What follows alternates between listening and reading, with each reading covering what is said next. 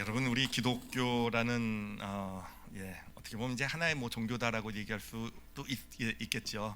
이 기독교가 가지고 있는 가장 큰 능력들 중에 하나가 물론 여러 가지 다른 종교들과 차별되는 능력들이 있겠고요, 복음의 내용들이 있겠지만 이 기독교가 가지고 있는 아주 특별한 어떤 그런 능력이 뭐냐면 바로 이 소통이라는 겁니다. 소통. 기독교야말로 정말 그 어떤 종교나 철학이나 이런 것보다도 강력한 소통의 능력을 가지고 있는 그런 어떤 믿음, 그런 종교가 됩니다. 여러분 생각해 보세요. 처음 기독교가 시작된 것이 그러니까 기원 후 AD 33년 정도예요. 그때 딱 120명의 사람이 저기 유대촌 구석에 있었습니다, 예루살렘에. 그런데 300년이 못 돼서 이 로마 전체를 복음으로 완전 소통해버린, 복음의 진리로 소통해서 기독교 국가로 만들어버린 정말 놀라운 소통의 능력을 발휘하지 않았습니까, 초대교회들이. 그리고 그 이후에도 이 기독교는요 엄청난 소통의 능력을 발휘해요. 그래서 민족의 벽들, 언어, 피부색, 심지어는 이 종교들, 세계 종교들도 있잖아요. 이 종교들의 벽까지도 그냥 다 무너뜨리고 바로 이 소통을 해서 이 복음이 전파가 돼서 오늘날까지 이르게 된 것. 진짜 기독교야말로 여러분 진짜 가지고 있는 가장 강력한 우리 믿음의 능력이 뭐겠느냐, 기독교 신앙의 능력이 뭐겠는가? 여러분, 소통의 능력이 되는 것입니다. 그래서 우리 크리스찬들도 소통 잘하셔야 돼요, 아시겠죠?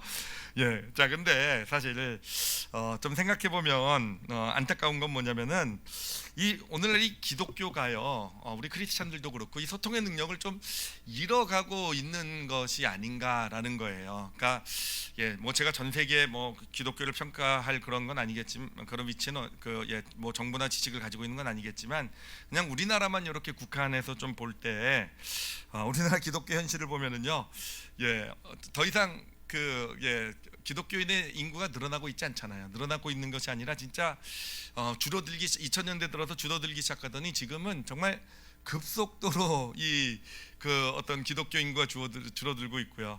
또 새롭게 예수 그리스도를 믿고 구원을 받는 인원수도 굉장히 약화되고 있는 어떤 이런 현실들을 볼 때 이 더 이상 기독교의 진리가 소통되고 있지 못하는 것이 아닐까. 예전처럼 강력한 능력을 가지고 소통되고 있지 못하는 것은 아닐까라는 것입니다.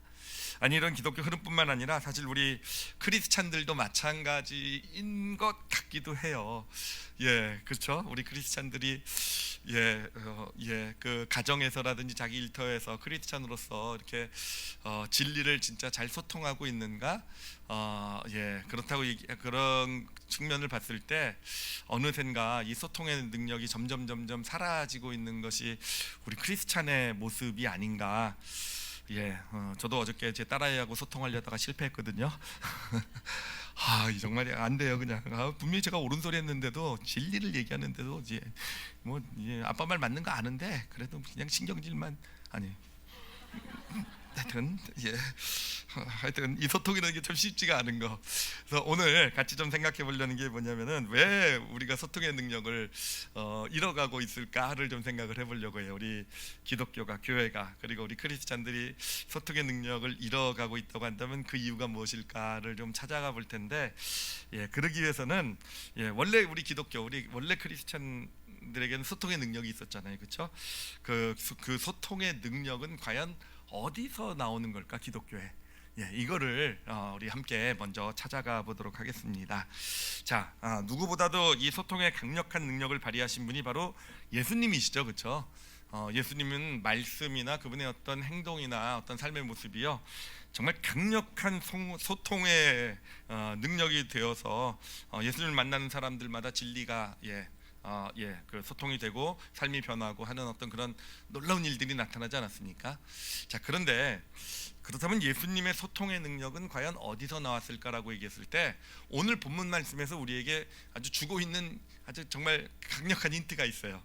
바로 오늘 본문 말씀 중에 요한복음 6장 61절 말씀인데, 6장 61절을 보면 제가 읽어드릴게요.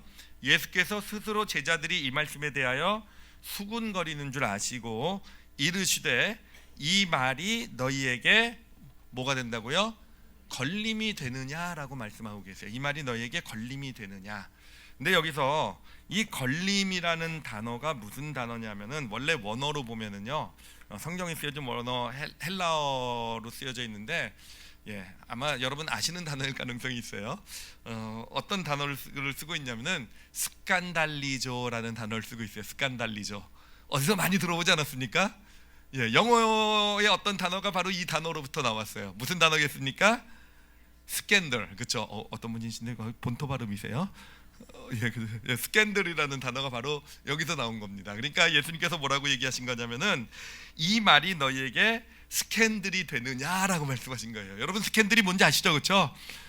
뭐 연예인들 스캔들 같은 뭐 스캔들 하면은 그냥 웅성웅성거리고 막 소동이 일어나고 소란이 일어나고 막 수근수근 거리게 만들고 하여튼 이렇게 뭔가 사람들 안에서 소동을 불러일으키는 게 바로 이 스캔들 아니겠습니까? 그러니까 내 말이 너에게 지금 스캔들을 불러일으키고 있냐, 소동을 불러일으키고 있느냐라고 예수님께서 말씀하고 계신 겁니다. 자, 그런데 여러분 한번 잘 생각해 보세요. 잘 생각해 볼게. 여러분 예수님은요, 공생의 예수님을 보면은요, 예수님은요 늘 어디를 가든지 스캔들을 불러일으키는 사람이셨다라는 거예요. 그분이셨다라는 거예요. 소위 말하는 스캔들 메이커. 나쁜 뜻입니까? 하여튼 예수님은요 진짜 스캔들 메이커세요. 어디 가든지요 예수님이 가시는 곳은요 소동이 일어나요. 사람들이 수근수근 거리고 거기서 그냥 좀 뭔가 갈등이 일어나고 막 이랬단 말이에요. 그렇죠? 여러분 예수님 그 말씀은요 듣는 사람마다 그 듣는 사람들 마음 가운데 다 스캔들을 불러 일으켰어요. 예수님이 처음 하신 그 말씀이 산상수훈 말씀에 복에 대해서 말씀을 하시거든요. 근데 예수님께서 내가 복에 대해서 말씀하시는 그 복을 선포하시면서 이런 사람 복이 있도다라고 선포를 하시면서 누가 복이 있다고 얘기하신 줄 아십니까? 가난한 사람이 복이 있다라고 선포하셨어요. 가난한 사람. 다 사람들이, 여러분 우리는 워낙 이 산상수훈 많이 들어봐가지고 뭐 그냥 너무 당연하게 들릴지 모르겠지만 그 당시 정말 예수님 하나님의 아들이고 메시아라는 분이라고 소문이 나고 막 놀라운 일을 일으키고 막 그래서 다 다가왔던 사람들이, 그래서 복을 주신다 그러니까 야 누가 복이 있을까, 나도 복 받기 원해라고 딱 듣는데 너희들 어떻게 복 받는 줄 아느냐? 가난한 사람이 복 받는다라고 얘기하는 겁니다. 여러분 스캔들이 됐을까 안 됐을까에 듣는 사람 마음에 스캔들이 됐을 거예요. 가난한 사람? 말이 안 되잖아요. 어떻게 부자가 복이 있는 거지 어떻게 가난한 사람이 복이 있냐? 그러더니 그 다음에 뭐라 그러십니까? 우는 자가 복이 있대요. 우는 자가, 슬퍼서 우는 자가 복이 있대요. 아주 애통하는 자, 가슴을 치며 우는 자가 복이 있대요. 여러분 깔깔깔 웃어야지 복이 있는 거 맞죠? 그렇죠? 웃으면 복이 와요. 이거를 웃으신 분들은 최소한 제 나이 또래나 그 위세요. 옛날에 그 코미디 프로그램이었어요. 아니죠, 맞나요? 웃으면 복이 와요? 맞죠? 하여튼 어쨌든 그래야지 복이 오지, 왜 슬퍼하고 가슴을 치며 우는 자에게 복이 오냐 이거예요. 하여튼 가르침들을 보면은요, 예수님의 가르침은요, 뭐 오리를 가자고 하면은 심리까지 가져야 되고 겉옷을 달라 그러면 여러분 속옷까지 다 벗어 주셔야 돼요. 그렇죠? 아예 그냥 들으실 생각이 없으니까 스캔들도 안 되죠. 그렇죠? 근데 예수님이 정말 하나님을 제대로 믿고 하나님 백성이 되려면 바로 길이다라고 가르쳐 주신 게 왼뺨을 때리면 오른뺨을 갖다 대라고 얘기하시고요. 그냥 원수까지 살아가라고 얘기하니까 진짜 그 당시 정말 하나님 보내신 자를 만나기 위해서, 메시아를 만나기 위해서 정말 하나님의 말씀을 듣기 위해서 나왔던 사람들에게는요 정말 그 마음 가운데 소동이 됐을 거예요. 어떻게 저렇게 말씀하실 수 있을까? 스캔들을 불러일으키셨다라는 겁니다. 그런가 하면은 예수님이 하신 일은 더더 그러세요. 예를 들면 우리가 잘 아는 나병 환자를 만지셨잖아요. 그렇죠? 나병 환자라는 건 정말 엄청난 전염병일 뿐만 아니라 성경의 율법은 부정하다고 규정하고 있고요. 부정하다라는 건 뭡니까? 부정하다는 뜻은요, 하나님 앞에 가서 설 수 없다라는 얘기예요. 하나님 앞에 나아갈 자격을 잃어버린 게 부정한 거예요. 자, 그런데 예수님께서 나병 환자를 만지셨습니다. 율법에 따르면 나병 환자를 만지는 사람도 부정해진다라는 거예요. 여러분 이게 얼마나 큰 스캔들을 불러일으키셨어요. 하나님의 아들이라 그러더니, 메시아라 그러더니 그냥 척 가서 만지셔가지고는 예수님도 율법에 따라 부정해지신 거예요. 하나님의 아들이 하나님 앞에 설 자격을 잃어버린 겁니다. 여러분 이게 사람들이 볼 때 스캔들이 안 일어났을까요? 이거는 그 당시 사람들도 스캔들이 됐을 거예요. 어떻게 나병 환자 몸에다 손을 댔는가. 근데 사실 오늘날에도요 이 말씀이 스캔들이 되고 있어요. 이 말씀을 푸는 이 학자들은요 이 말씀 때문에 엄청 고민을 합니다. 왜냐하면 여러분 예수님은 부정해지실 수가 없잖아요. 부정해지시면 안 되잖아요. 그렇죠? 누구보다도 거룩하고 깨끗하시고 순결하시고 아름다우시고 정말 그러셔야 될 고귀하시고 이런 분이셔야 될 예수님이 진짜 그냥 요 말씀으로 보면 부정해지신 거란 말이에요. 하나님 앞에 설 자격이 없어지신 거란 말이에요. 하나님의 아들이. 그래가지고요, 보면은 그렇게까지 해석을 해요. 예수님이 손을 딱 떼는 순간에 예수님이시기 때문에 부정되는 막기 위해서 손에 앞에 뭔가 막이 착 쳐졌을 것이다. 그래가지고 막이 쳐져서 예수님이 직접 만진 게 아니다. 뭐 이런 해석까지 나오고 있는. 그러니까 왜 그런 말도 안 되는 억지 해석까지 자꾸 그냥 만들어내냐 하면은 이게 스캔들이 되니까. 이러면 우리 알고 있는 사실, 신학자들이 알고 있는 사실을 보면 예수님 부정해지면 안 되니까 막 그의 행위가 그 예수님의 행위가 이게 스캔들이 오늘날에도 학자들 사이에서도 스캔들이 되고 있는 겁니다. 하여튼 음행한 여인의 편이 되어 주셨다라는 것도 그렇죠. 명명백백한 죄인의 편에 가서 쓰신 어떤 그런 모습들도 그리고 누구나 아는 그런 삭개오라는 수전노이자 매국노 그 집에 가서 거하신 것. 하여튼 예수님은요 그 당시에 무슨 일을 하시든 하여튼 그의 삶의 모습 하여튼 스캔들 메이커셨어요. 그냥 그 죄인들한테 가서 그냥 친구가 돼서 죄인들하고 같이 어울리시고요. 그리고 하여튼 그들이 정한 율법 중에서 정말 그런 것도 있어요. 뭐죠? 음식을 손 씻고 먹어라라는 그런 규정이 있어요. 그래야지 깨끗하다. 뭐 이런 규정이 있는데 예수님 약간 청개구리 띈 것 같으세요. 보면은요 음식을 칠 때 일부러 손 안 씻고 드신 것 같아요. 그러니까 바리새인들이 와가지고 열받는 거죠. 그냥 예수님 볼 때마다 갈등이 되는 거예요. 하시는 말씀이나 이런 걸 보면 뭔가 하나님 보내주신 분인 것 같은데 그냥 하시는 행동만 보면은 다 그냥 마음에 소동을 일으키시는 그리고 그냥 높으신 분들을 향해서는 독사의 자식들아라고 외치는 것. 여러분 독사의 자식들아라고 높으신 분들이 예수님을 찾아왔는데 들었을 때 마음에 스캔들이 됐을까요? 안 됐을까요? 제가 한번 해볼까요? 우리 교회 높으신 분 오면 독사의 자식들 한번 제가 한번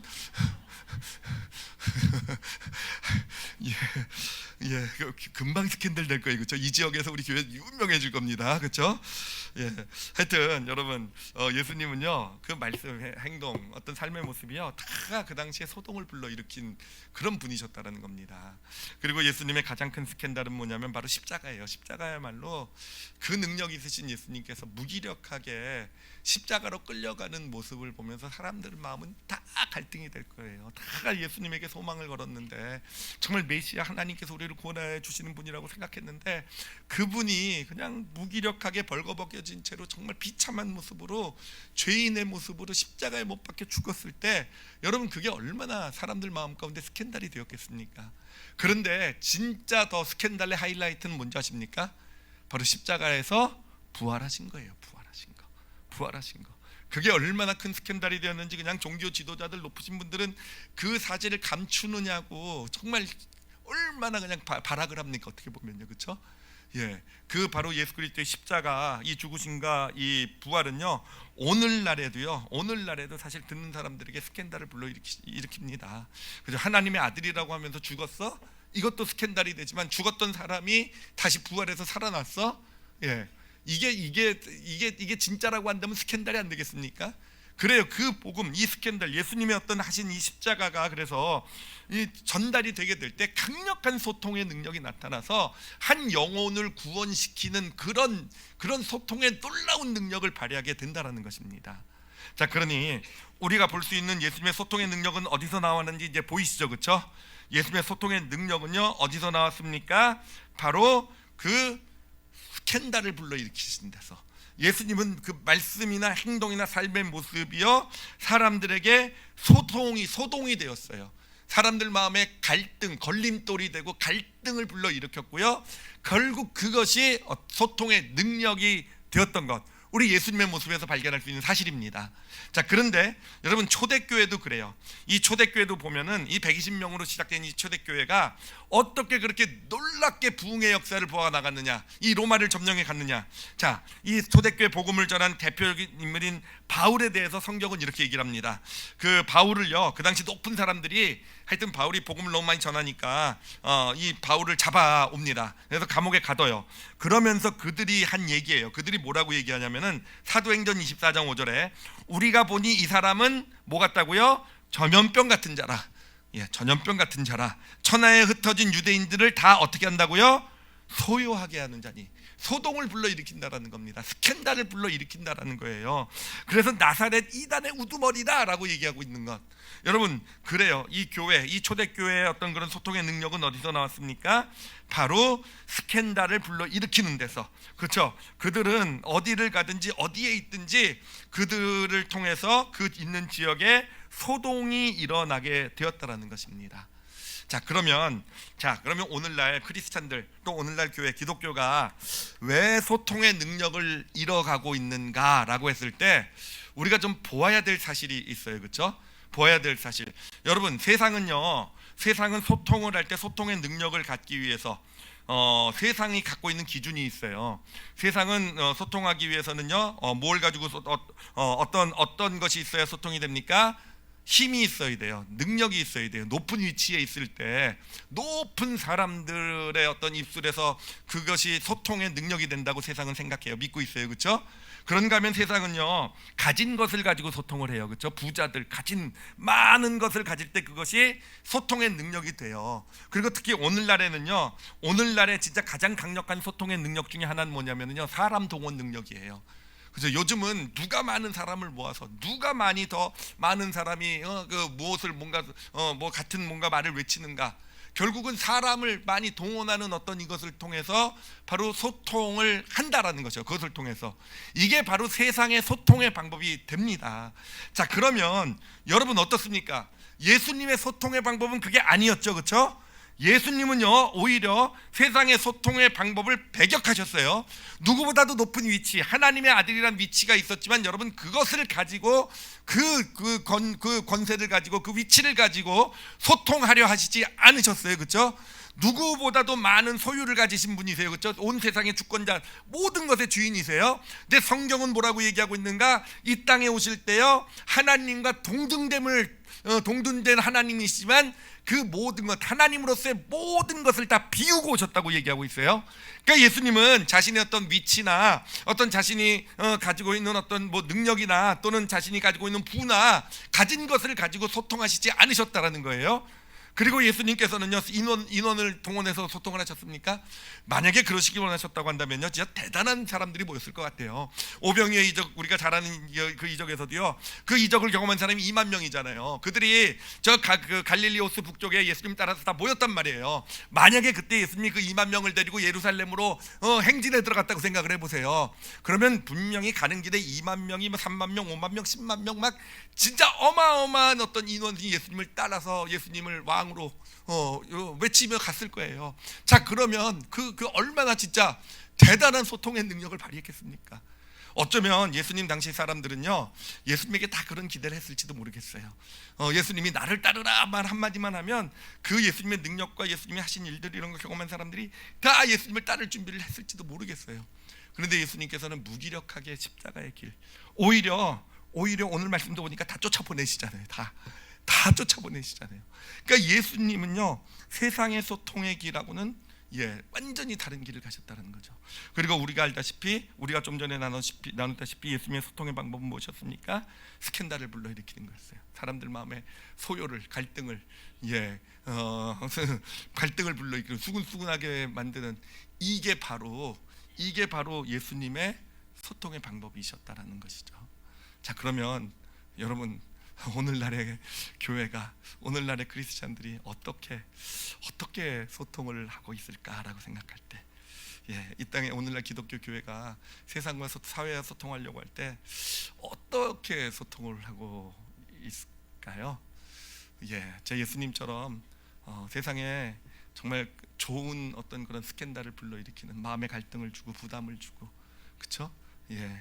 분명히 예수님 보시면 옳은 건 알겠지만 그들이 생각하고 알았던 것과는 다른 어떤 그런 삶의 어떤 모습들을 보면서, 예수님 말씀을 보면서 기독교가 그렇게 진짜 그렇게 예수님처럼 오늘날 이 사회랑 소통을 하고 있을까? 아니면 세상과 똑같은 방법으로 소통하고 있지는 않을까? 뭔가 높은 사람을 통해서 뭔가 교회가 가지고 있는, 교회가 얼마나 부자입니까? 그렇죠? 얼마나 좋은 건물들 가지고 있어요. 가지고 있는 어떤 부를 통해서 또는 사람. 우리 기독교 교회가 얼마나 큰 힘이 있는지 봐라. 이만한 사람 모을 수 있다. 어쩌면은 예수님의 소통하는 방식을 잃어버려 온 것이 교회 모습은 아니었을까? 저 초대교회는 안 그랬는데 예수님처럼 늘 어디를 가든지 어떤 그런 그들의 삶의 모습과 행동과 말을 통해서 소통 스캔들을 불러일으켰는데 세상을 닮아가면서 오히려 소통의 힘은 잃어버리고 있는 것이 아닐까 하는 것입니다. 자, 그러면 구체적으로 스캔들을 불러일으킨다고 얘기를 했는데, 소통이 된다고 얘기했는데, 그게 어떻게 하는 것일까라는 거예요.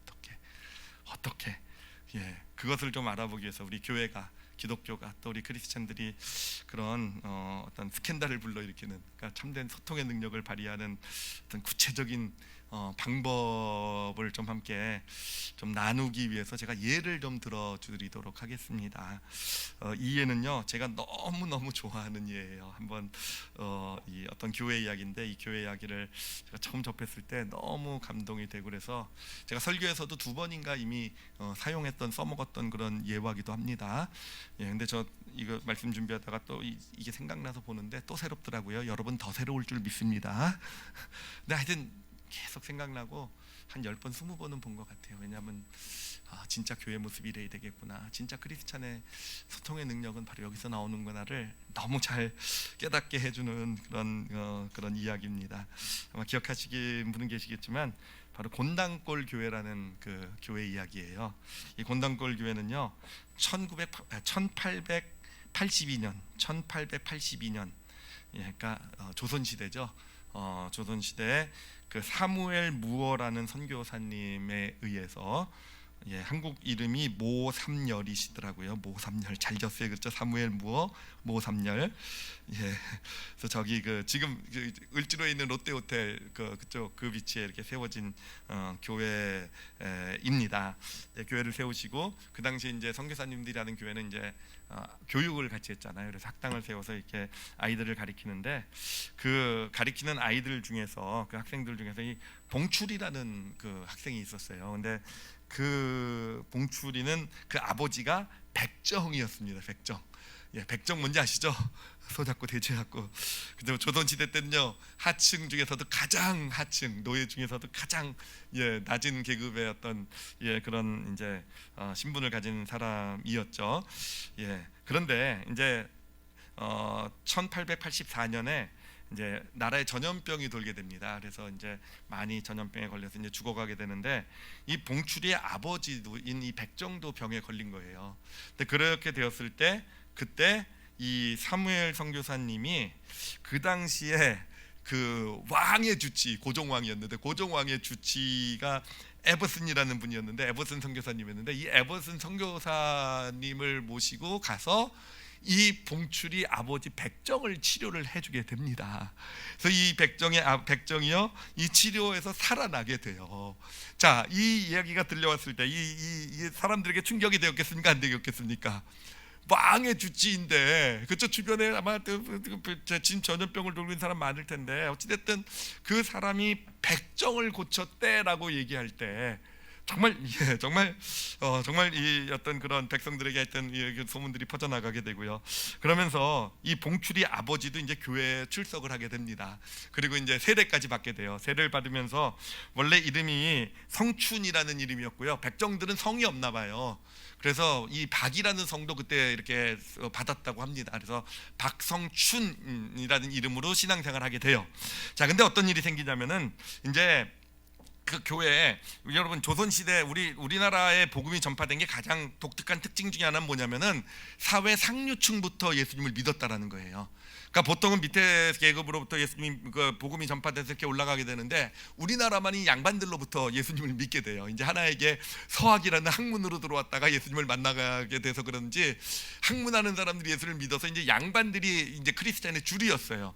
자, 근데 그 양반들이 들고 일어난 겁니다. 이 곤당골 교회에서. 우리가 우리가 아무리 그래도 백정과 같이 예배를 드릴 수는 없다라는 거. 그러니까 이 백정은 따로 예배를 드리게 하라라고 얘기를 한 겁니다. 그러니까 다시 말하면은 뭐라고 얘기한 겁니까? 이 사무엘 선교사님에게 백정 아니면 양반인 우리를 택하라는 선택을 하라고 한 거예요. 여러분, 이때 이 사무엘 선교사님이 누구를 택했겠습니까? 예, 짐작이 되시죠, 그렇죠? 예, 근데 그 당시는 아마 아무도 짐작을 못했을 거예요. 이런 문제가 생기게 되었을 때 아무도 예상하지도 못했을 거예요, 그렇죠? 이 사무엘 선교사님이 이 박성춘 성도를 택하게 된단 말이에요. 그러면서 이 다수를 이루었던 주를 이루었던 양반 성도들이 나가가지고 따로 교회를 개척을 하게 돼요. 그래서 따로 예배를 시작을 하게 됩니다. 자, 이것도 하여튼 이것도 참 놀라운 일인데, 이 사무엘 선교사님은 놀라운 일이 되는데, 근데 또 놀라운 일은 뭐냐면은요.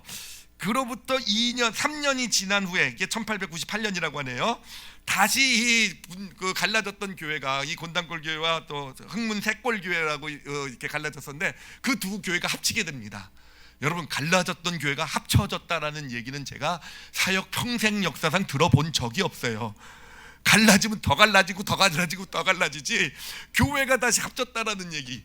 여러분, 이건 뭡니까? 흥문새골교회를 세웠던 그 양반들이 복음을 알아가면서 결국은 자신들의 생각을 내려놓고 함께 예배드리는 것이 하나님의 뜻이라는 걸 알게 되면서 그 뜻에 순종해서 그들이 들어온 거 아니겠습니까? 함께 하게 된 거 아니겠습니까? 그래서 정말 듣도 보도 못한, 그 당시엔 많이 있었을지 모르겠지만 요즘은 정말 들어본 적도 없는 이 두 교회가 하나로 합쳐진, 갈라졌던 교회가 합쳐지는 역사가 나타나게 되었다라는 거예요. 자, 그리고 나서 이제 교회는 잘 성장해 나가게 되고, 이제 1911년에 이제 교회가 성장을 해서 이제 그 교회를 이끌어 나갈 장로를 선출하게 됩니다. 이제 그 장로를 선출하게 되는데, 그때 장로 후보로 2명이 올라가게 돼요. 그리고 아시다시피 장로는 교회 3분의 2 이상의 찬성을 받아야 됩니다. 그 2명 올라온 사람이 누구냐면은, 한 사람은요, 그 왕손이에요. 왕손, 그러니까 왕의 손자죠. 왕의 손자진 이재정이라는 분이세요. 이재정이라는 아주 유명한 그런 그 분이 이제 후보로 올라왔고, 그 다음에 또 한 사람이 누가 올라왔느냐? 그 백정이었던 박성춘이 올라오게 됩니다. 여러분, 누가 장로가 됐을까요? 이제는 다 아시는군요. 이 박성춘이 장로가 돼요. 그리고 이재정이라는 분은 3년 후에 이제 장로로 이렇게 되게 됩니다. 자, 이렇게 되면서 그 교회에서는요, 이 박성춘 성도를 중심으로 해서 또 이재정 성도와 함께해서 이 나라에 백정 차별 금지 탄원서를 내게 돼요. 그리고 결국은 그것이 받아들이게 되어서 우리나라 신분제도, 백정예라는 어떤 그런 마지막 신분의 어떤 그런 제도가 철폐가 되게 되는, 정말 놀라운 어떤 그런 소통의 능력이죠. 교회의 어떤 그런 사회를 주도해 나가는 소통의 능력이 나타난 것.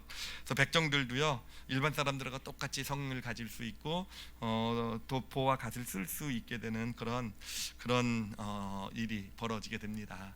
자, 여러분, 이게 한 교회의 예를 든 것이긴 하지만, 사실은 여러분, 조선시대 말에는요, 교회들이 그런 소통의 능력이 있었어요. 이게 정말 대단한 게 뭐냐면은요, 대단한 게, 여러분, 우리나라 기독교의 그 근본 뿌리가 어디 있는지 아십니까? 평양 대부흥운동이라는 데 있어요.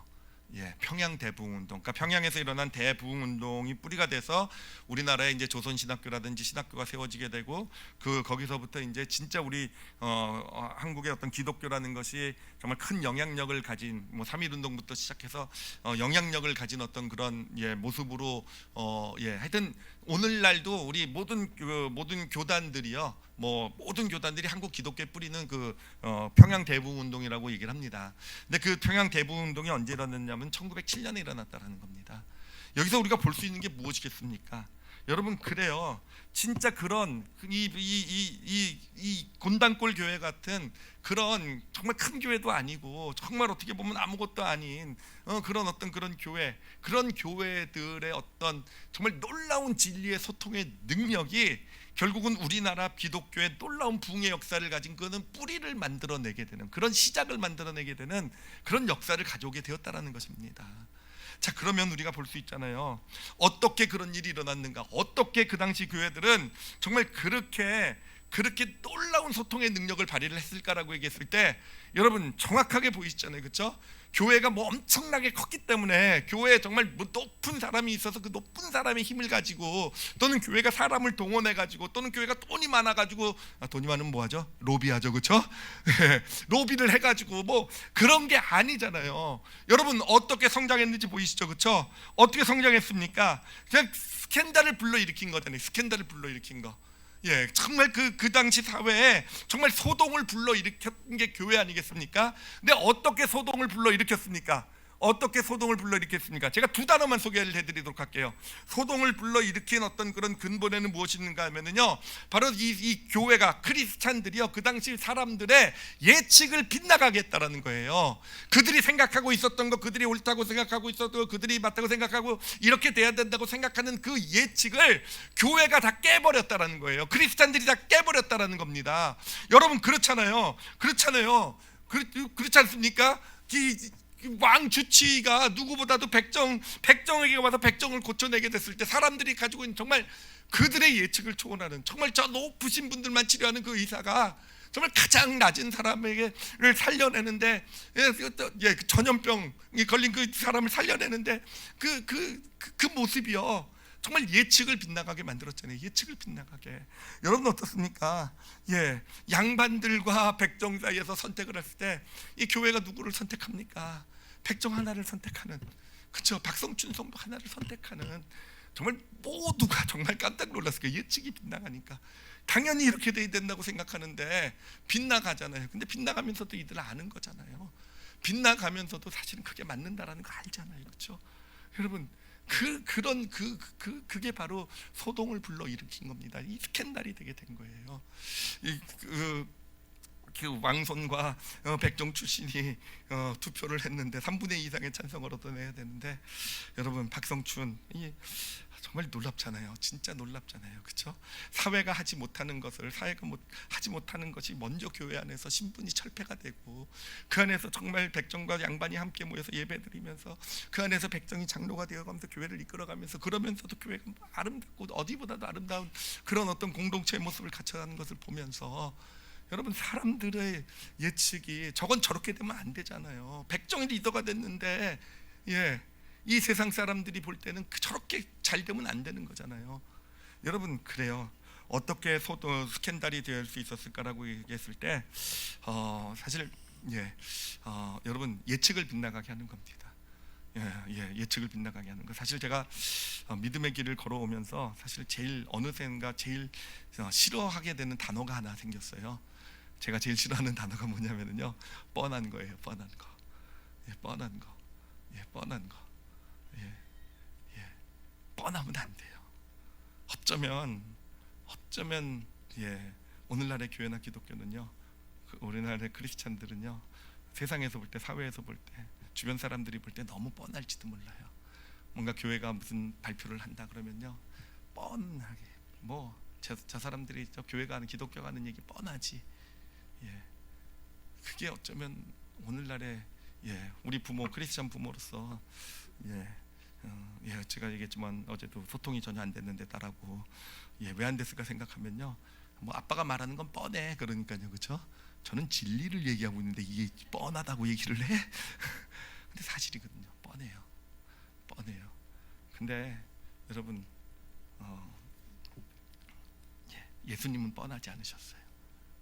예수님은요, 예측을 빗나가게 하셨어요. 늘 사람들이 기대하고 예측하고 이렇게 되겠지 때 예측을 빗나가게 뻔하게 하셨어요. 뻔하지 않으셨어요. 그리고 초대교회가 그랬고요. 그리고 우리가 살펴본 곤단골교회, 진짜 놀라운 소통의 능력으로 이 기독교의 부흥을 이끌어냈던 그 당시 그 교회들은요, 뻔하지 않았어요. 사람들이 예측을 빗나가게 했습니다.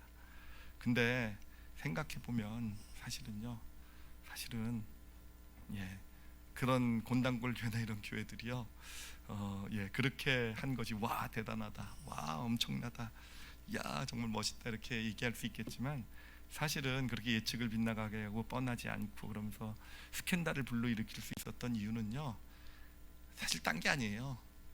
예수님처럼 했기 때문에 그래요.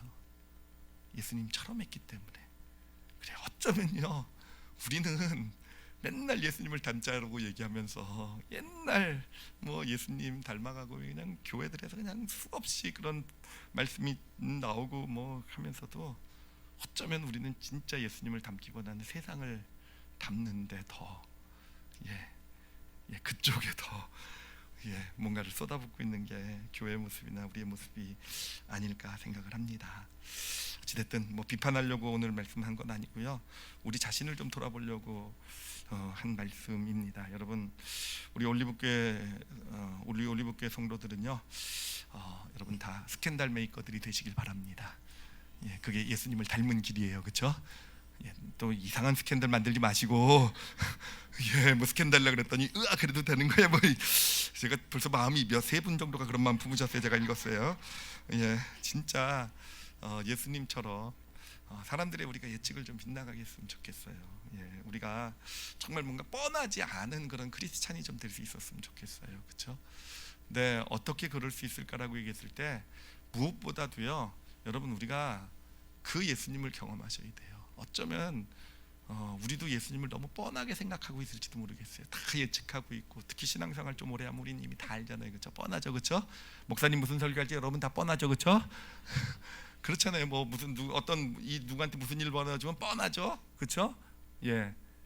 어쩜 우리는요, 우리의 믿음은 너무 뻔하고 예측 가능한 믿음이 되었는지도 모르겠어요. 그래서 진짜 소통의 능력이 안 나타나고 있는지도 모르겠어요. 근데 여러분, 예수님은 살아계신 분이세요, 그렇죠? 2000년 전에 스캔들을 불러일으키셨던 분들, 예수님을 만났던 사람마다 그 안에 스캔들을 불러일으키셨던 예수님은요, 오늘도 진짜 우리가 그 살아계신 예수님을 만나면 우리 마음에 스캔들을 불러일으켜 주시는 분이십니다. 근데 왜 스캔들이 안 일어나는가? 제가 왜 안 일어날까 고민을 해봤어요. 왜 예수님, 그 당시에 똑같은 예수님이 지금 살아계셔서 우리한테 찾아오신다는데 왜 우리한테는 스캔들이 안 일어나는가? 왜 안 일어나냐면요, 우리는 예수님을 죽은 사람으로 취급하기 때문에 그래요. 여러분, 죽은 위인들은요, 그 시대에는 스캔들을 일으켰겠지만 그 위인들은 지금 우리에게 스캔들은 못 일으켜요. 왜냐하면 이미 뻔히 다 아니까. 그 읽어가지고 다 알잖아요, 그렇죠? 그러니까 스캔들 못 불러일으킨 겁니다. 근데 우리 예수님 똑같이 생각하는 거예요. 그냥 위인처럼 예전에 스캔들 불러일으키고 뻔히 이제 다 알아요. 성경도 몇 번 읽고 설교도 수십 번 수백 번 들었으니 다 알아요. 근데 여러분, 절대로 그렇지 않으세요. 예수님께서는요, 오늘날에도 우리를 찾아오셨을 때, 우리가 진짜 그 예수님을 만나길 원하면서 예수님 앞에 설 때 예수님 우리 삶 가운데 소동을 일으키시는 분인 줄 믿습니다. 여러분, 만약에 지금 삶 가운데 내 삶에 어떤 소동이 일어나고 있다고 한다면, 스캔들이 일어나고 있다고 한다면, 뭔가 자꾸 충돌이 되고, 뭔가 왜 이런 일이 일어났지, 왜 어떤 그런 마음의 어떤 충돌과 갈등이 일어난다고 한다면, 여러분, 지금 누가 우리를 찾아오고 계신 겁니까? 예수님이 찾아오고 계신 거예요. 진짜 예수님이 찾아오면요, 마음에 갈등이 생기셔야 돼요. 진짜 예수님이 찾아오면요, 마음에 부담이 생기고 정말 그것 때문에 갈등과 마음의 흔들림이 있어야 된다라는 거예요. 그러니 그런 일이 일어났을 때 여러분, 예수님이 우리에게 찾아오신 것이고요, 그 예수님을 우리가 기꺼이 그 예수님 앞에 무릎 꿇을 수 있을 때, 여러분, 우리 삶 가운데 정말 또다시 2000년 전에 일어났던 그런 사람들에게 일어났던 스캔들이 우리 삶에도 그대로 일어나게 되는 겁니다. 그렇게 될 때 우리도 그 스캔들을 경험하게 될 때요, 예수님은 늘 달라요. 진짜 신기해요. 예수님은 살아계시기 때문에, 여러분, 죽은 예수님 그냥 위인이시라면은요, 더 이상 스캔들이 안 되겠지만 지금도 살아계신 예수님이기 때문에 여러분, 예수님 우리 삶에 반드시 스캔들을 일으켜 주실 거예요. 깜짝 놀라게 해주실 거예요. 그렇게 해서 우리에게 진리를, 진짜 예수님이 원하시는 진리, 우리에게 주시길 원하시는 진리를 소통해 주실 줄 믿습니다. 그러니 예수님, 그렇게 예수님을 만나기를 기대하시면서 신앙의 길 가시길 바랍니다. 우리가 옳고 그르다고 이미 다 만들어 놓은 틀 안에서 예수님 역사하지 않으세요. 이것은 옳고 이건 틀리고, 크리스찬 이러면 안 되고, 기독교는 이래야 되고, 이거는 잘못됐고. 여러분, 그냥 그런 걸 보고요, 우리는 우리가 예수님을 다시 십자가에 못 박아버리는 것 같아요. 다시 예수님을 죽이는, 죽은 예수님 취급하는 거. 진짜 진리를 예수님으로부터 소통받기를 원한다고 한다면, 내가 옳다고 생각하고 내가 맞다고 생각하고 이 기독교는 이래야 되고, 이거를 여러분 일단 다 내려놓으시길 바랍니다. 예수님이 구주라는 그 고백 하나로 저는 충분하다고 생각해요. 그 고백 하나만 있으면 그 다음에는요, 그냥 정말 그런 내 생각, 내 옳고 그름 좀 내려놓고 예수님 앞에 설 때, 그때마다 진짜 내가 생각지도 못했던 스캔들을 불러일으키시며 다가오시는, 은혜를 주시는, 나를 축복하시는, 진리를 소통하시는 그런 예수님을 만나보게 될 것입니다. 예, 그럴 수 있게 될 때 우리도요 이제 그 은혜를 경험하면서 우리도 스캔들 메이커가 되어져 가는 거예요. 여러분, 가정에서 스캔들을 좀 불러일으키시는 우리 성도들 되시길 바랍니다. 예, 자녀에게 좀 스캔들을 불러일으키세요. 우리 아빠 왜 저래, 이런 생각, 이런 얘기 좀 한번 들어보셔야 돼요. 아빠 좀 이상해, 약 먹었어 아빠? 뭐, 예. 예, 그런 얘기. 근데 여러분, 처음에는 그냥 약 먹었어 하고 넘어가지만, 예, 아이들의 예측, 우리 자녀들의 예측을 좀 빗나가게 하잖아요. 좋은 의미로. 예, 빗나가게 하고, 좀 뻔한 아빠가 아니었으면 좋겠어요. 뻔한 엄마가 아니었으면 좋겠어요. 우리 엄마 말 뻔해, 우리 아빠 뭐 이런 뻔해. 그거를 빗나가게 하시면요, 그게 쌓여서 결국은 진짜 자녀와 소통이 이루어지게 되는 것입니다. 예, 우리 부부관계도 마찬가지예요. 예, 아내로부터 우리 남편들 꼭 그 얘기 들으세요. 저 인간이 왜 저럴까 어떻게 요즘, 이런 얘기. 예, 왜 저러지? 안 그랬는데, 왜 전 자꾸 약 먹은 생각이 나죠? 하여튼 약 먹었나 뭐 이런, 진짜 좀 뻔하지 않게, 예, 어떤 일들이 있을 때 좀 예측을 빗나가게 했으면 좋겠어요. 예측을 빗나가고, 내가 분명히 이런 일이 있으면 이렇게 반응할 것이다라는, 특히 힘들고 어려운 일이 있을 때마다 하나님의 도우심 구하세요. 예수님의 도우심 구하세요. 은혜 주실 거예요. 그럼 그 은혜 가운데 지금까지 그냥 사람들이 저 사람은 저럴 거라고 하는 그런 예측을 벗어나게 하는, 뻔하지 않는, 그래서 스캔들을 불러일으키는, 예, 그런 삶이 되어져 가게 될 줄 믿습니다. 그렇게 해서, 예, 진리는, 복음은 어느샌가 소통이 되어져 들어가게 되는, 우리 가정이 진리 안에, 복음 안에 서게 되는 그런 축복이 나타나게 되는 것입니다. 그래서 우리 속으로 신방을 하다 보면 가족 구원에 대한 얘기를 많이 해요. 자녀들이라든지 부모님들. 근데 여러분, 그거 하나님께서 구원해 주실 줄 믿습니다. 근데 그러기 위해서 우리가 좀 먼저 해야 될 것은요, 소통. 예, 거를 좀 밑밥을 좀 많이 깔아 넣으셔야 돼요. 밑밥을 계속 깔은 겁니다. 어떻게 깝니까? 예, 스캔들을 불러일으킴으로써, 예, 좀 스캔들을 불러일으켜서 좀 놀라게, 예, 예측을 빗나가고 뻔하지 않게 우리가 그런 어떤 밑밥을 깔아두시면 결국은 예수님께서, 예, 다가오셔서, 찾아오셔서, 예, 그 영혼의 아주 삶의 스캔들을, 구원이라는 스캔들을 불러일으키시는 놀라운 역사를 반드시 이루어가실 줄 믿습니다. 사회생활을 하면서도 물론 우리가 크리스찬으로서 내가 크리스찬이라는 걸 당당히 밝히면서 살아가는 것도 하나의 믿음이 되겠지만, 사실 저는요, 오히려 우리 크리스찬이 꼭 밝히지는 않는다고 해도요, 그 사회에 내가 속한 모임에서 좀 스캔들을 불러일으킬 수 있는 그런 삶을 살았으면 좋겠어요. 저 사람이 왜 저러지, 이런, 예, 이제까지 본 사람과는 다른데 라는, 그렇죠. 이런 일이 있을 땐 이렇게 행동해야 되는데, 예, 뻔하지 않은 모습들로 그렇게 어떤, 이것도 마찬가지에 쌓아가게 되게 될 때, 예, 이건 사실 제 얘기인데, 제가 부업이 있다고 그랬잖아요. 스키 강사. 그쪽 친구들이 있다고 그러지 않았습니까? 제가 목사하고 크리스찬인 거 모른다고 그러지 않았습니까? 제가, 이게 전략이 다 있는 거예요. 여러분, 저를 비난하지 마세요. 제가 이렇게 이들에게, 사실은 제가 목사라고 밝히면 이미 소통은 안 됩니다. 예, 제가 어떤 믿음에 대한 얘기나 어떤 이런 거에 대한 건 이미, 예, 제 얘기는 안 들어요. 예, 이미 세상은, 예, 이미 크리스찬이다, 뭐 목사다 그러면 이미 어우 좋은 일 하시네요. 그리고 그 다음부터는 이제, 예, 소통은 완전히 막혀버립니다. 제가 다 그런 선한 의도를 가지고 하는 거예요. 예, 근데 이들에게 그렇게 보여지고 싶어요. 다른 사람으로 좀, 다르다, 다른데 똑같은 어떤 일들, 이런 대화 같은 거 할 때에도, 세상을 바라보는 시야에도 그냥 뻔하게 바라보는 게 아니라, 예, 요즘 사회에서 일들 일어난 일때도 뻔하게, 그렇죠? 바라보는 게 아니라 좀 다른 시야로, 다른 모습으로, 정말 우리가 그냥 예수님을 마음에 품고 그분을 좀 닮으려고 노력하면 다르게 보일 거라고 확신해요. 예, 근데 그게 잘 밑밥이 쌓여가게 되면 나중에 제 특히 강사 동료들이 목사님이셨어요라고 알게 될 때 그들에게 복음이 들어가게 될 줄 믿습니다. 전략이라도요, 왜 자꾸 웃으세요? 예, 그래요. 우리 크리스찬들뿐만 아니라 교회도 그렇게 될 수 있었으면 좋겠어요. 우리가 세상의 방법대로 소통하려고 하는 걸 좀 내려놨으면 좋겠고요. 진짜 세상을 좀, 예, 스캔들을 불러, 저는 우리 올리브교회 오시는 분마다 좀 이렇게 마음에 스캔들이 일어났으면 좋겠어요. 이게 뭐지? 예, 예배를 드리면서도 그랬으면 좋겠고, 특히 소그룹이나 성도들이 교제 가운데 우리 성도들을 보면서 여러분들이 그냥 다 서로 스캔들을 좀 불러일으키셨으면 좋겠어요. 왜 이러지? 원래 안 그랬는데, 뻔하지 않는데, 여러분 그런 성도들 되실 줄 믿습니다. 그렇게 해서 스캔들을 불러일으키게 될 때 그것이 쌓여서 이 교회의 부흥의 역사, 구원, 영혼 구원의 역사, 또 하나님이 하시는 놀라운 일들, 진리가 소통되는 놀라운 일들이 나타나게 될 것입니다. 예, 여러분 다 스캔들 메이커 기억하시면 되시겠죠, 그렇죠? 예, 그리고 두 단어 기억하시면 됩니다. 예측을 빗나가게 하라는 거. 예, 예측을 좀 빗나가게 하시. 꼭 마음에 담으세요. 이게 단어가 쉽죠. 뻔하지 않는 거. 예, 뻔하지 않을 수 있는, 예, 그렇게 예수님을 닮아가실 줄 아시는 우리 올리브교회 성도들이 되시기를 예수님의 이름으로 축원합니다. 예, 기도하겠습니다. 예, 이 시간 기도하실 때요, 사실 아마 많은 분들이 경험하셨을 거예요.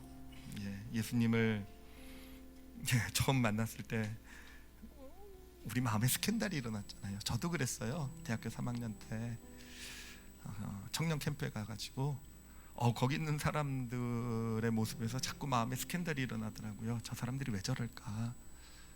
예, 자꾸 제 예측을 빗나가게 하더라고요. 그래서 처음에는 그냥 뭐 그럴 수도 있지, 뭐 좀. 근데 어느샌가 그 분들의 뻔하지 않은, 제가 예상했던 크리스찬의 어떤 그런, 예, 선입견이죠. 잘못된 생각이죠. 그것이 진짜 벗어나는 어떤 그런, 예, 마음의 스캔들이 되어져 가는 가운데 어느샌가, 예, 진리가 저에게 소통이 돼서 예수님을 제가 어느샌가 구주로 영접하고 고백하고 있게 되더라고요. 예, 그래요. 구원의 경험뿐만 아니라 믿음의 길을 걸어오면서도요, 예, 그렇게 예수님은 우리의 삶 가운데 스캔들을 일으켜 주시잖아요. 그게 은혜잖아요, 그렇죠? 내가 생각했던 것과는 다른데 이게 진짜 진리구나.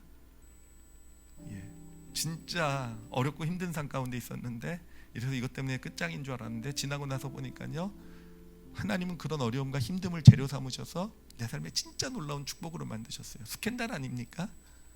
그렇잖아요. 예, 여러분 그런 은혜를 좀 우리가 사모했으면 좋겠어요. 여러분 오늘도 이제도 스캔들을 불러일으키신 예수님이신 줄 믿습니다라고 고백해드리세요.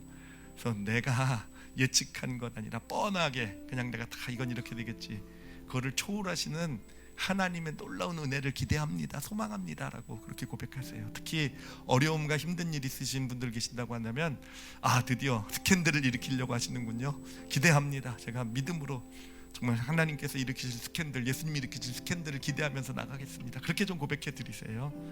그리고 말씀대로 우리가 여러분 삶에서, 예, 스캔들 메이커 되기를 좀 고백 가정에서 구체적으로 내가 어떻게 자녀에게, 어떻게 내 아내, 남편, 또 부모님에게 어떻게 좀 스캔들을 불러일으키실 수 있을까, 하나님의 지혜를 좀 구해 보세요. 예, 자신의 삶의 터전에서도요, 뻔하게 살지 않았으면 좋겠어요. 진짜로 뻔하게, 지금 뻔하게 살면 우리 앞으로 죽을 때까지 우리 인생은 뻔할 거예요, 그렇죠?